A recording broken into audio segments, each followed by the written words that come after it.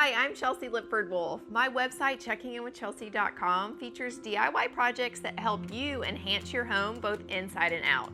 And this cool little armrest table is perfect for a spot on your sofa where you might not be able to have an end table. To get started, measure the width of the armrest where you'll use the table and the distance from the top of the armrest to your cushion.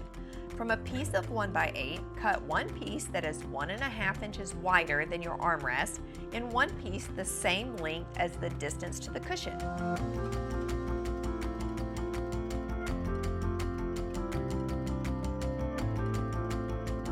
Then cut a third piece 1.5 to 2 inches longer than your cushion height. This piece will go on the outside. For assembly, you'll need some 3-inch trim screws, a countersink drill bit, and some wood glue.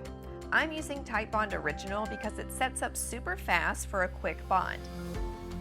And it also works great for indoor use. Use the countersink bit to drill a pair of pilot holes in each location before you drive the screws in to secure the joint. These trim screws have a tiny head, so they're nearly invisible.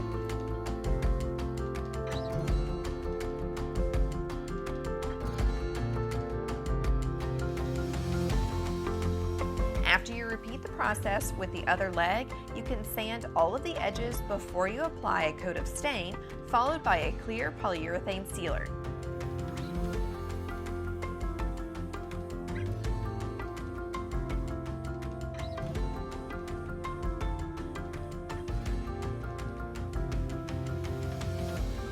It takes less than an hour to build this armrest table, and depending on how long it takes your finish to dry, you'll be enjoying the convenience of your table and receiving compliments from your friends in less than a weekend.